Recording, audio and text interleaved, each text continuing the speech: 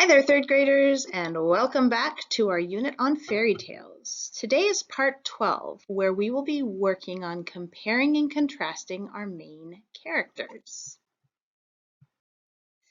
Yesterday, or last time we met, we focused on growing an idea using the life lesson to kind of guide our thinking. And you guys practiced using the 5 W's, who, what, when, where, why, and the H, how, to help you really deeply think about your fairy tale.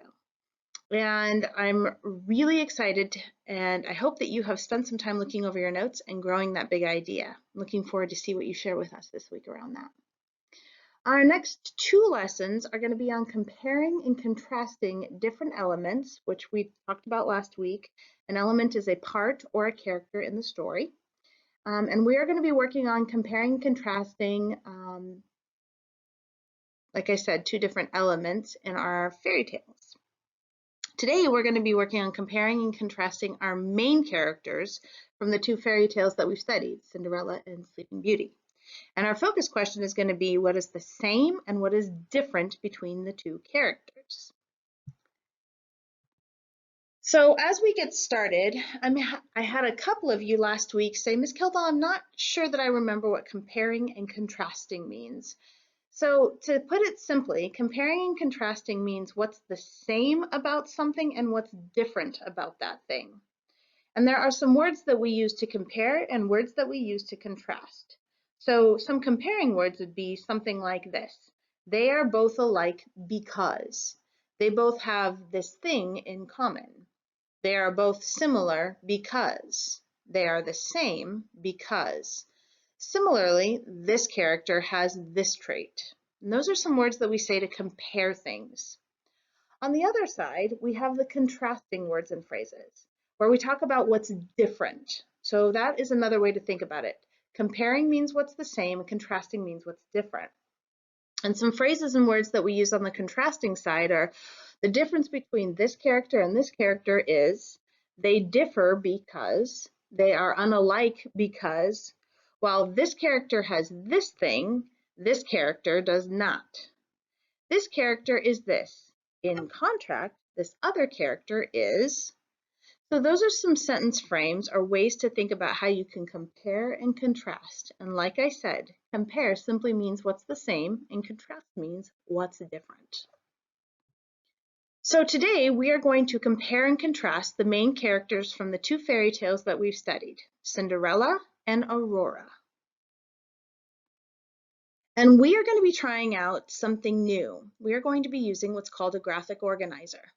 A graphic organizer is simply a way to collect your thoughts to help you kind of really critically think about the notes that you've taken for yourself. So up at the top there, you can see that I wrote comparing and contrasting main characters, because that's who we're talking about today. We're talking about Cinderella and Aurora. And I wanted to think pretty deeply about what's the same and what's different about these characters. And so I started thinking about what were some important questions or important things that I noticed in my book. I wanted to talk about the character traits, what the character wants, what they're afraid of or what they don't like, how they respond to problems, and then I wanted to think about a relationship that they had and compare and contrast that. So we're going to go section by section and we're going to think about what's the same and what's different between Cinderella and Aurora. So when I thought about the character traits, the first thing I did for any of this is I went back and I looked over my notes for Cinderella, and then I also looked over my notes for Sleeping Beauty, because I wanted to make sure that I had all of my text evidence in my hand so that I could make this chart more accurate. And first I thought about, like I said, the character traits. For Cinderella, I wrote down that she was kind, friendly, smart, brave, and resilient. And then when I looked over my notes about Aurora, I realized she was friendly, hopeful, joyful, resilient, and loving. The next thing I thought about was, what does my character really want? And when I thought about Cinderella, one thing I realized, she didn't want to do all the work that her stepfamily was making her do. And she also really wanted to marry the handsome prince. When I thought about what Aurora wanted, I realized that the book didn't say much more than she wanted to marry the handsome prince. And then I thought about what my character was afraid of or what they didn't like. One thing that I know that Cinderella didn't care for was her stepsisters and stepmother. And she also was really kind of worried about not being able to prove that she's the one the prince actually wants to marry. When I thought about what Aurora was afraid of or what she didn't like, I realized it was touching that spindle on that spinning wheel. She didn't want to do that. And she was also afraid of not being able to marry the prince. The next thing that I considered was, how do they respond to these problems? And honestly, I realized something, kind of like what we've been talking about the whole time in fairy tales, that problems are solved with magic. In Cinderella, the magic is the fairy godmother, and in Aurora, it's the three fairies that help solve the problem. And then that last part, I wanted to think about the main character's relationship with somebody. So I chose the protagonist, who you guys might remember means the bad guy in the story. In Cinderella, it's the step family, and in Sleeping Beauty, it's Maleficent, the evil witch. And when I thought about the relationship that Cinderella had with her step family, it made me realize she's kind of afraid of them and she doesn't like them. When I thought about Aurora's relationship with Maleficent, I realized she's afraid of her. So this chart really helped me organize my thinking from the notes that I had taken on both of these books. The next thing I did, third graders, is up in the left-hand side, you can see how I took a highlighter, and you can do this with either a highlighter or a pencil or a pen or a different color crayon. And you can go through and find places where you repeated the same words. So for example, if you look at the top there under character traits, I realized that I had written friendly and resilient under both Cinderella and Aurora. In the next part, I realized that both of them kind of had the same motivation. They wanted to marry the handsome prince. In the next part, what were they really afraid of? They were afraid they weren't gonna marry the handsome prince, and I highlighted that both of them wanted that. And how does the character solve the problem? Once again, both of them used magic. And then I thought about their relationship to the protagonist, or the bad guy in the story. And both Cinderella and Aurora were afraid, both of the stepfamily and Maleficent. So after I highlighted all the things that were the same on both charts, I went down to this next graphic organizer. We call this a Venn diagram, and you've seen this before. It's two circles that overlap or kind of go on top of each other. On one side is one thing, and on the other side is a second thing. Where the circles overlapped or go over each other is where it's both. So on the left, I wrote down all the things that I had not highlighted for Cinderella. So for example, she was kind, smart, and brave.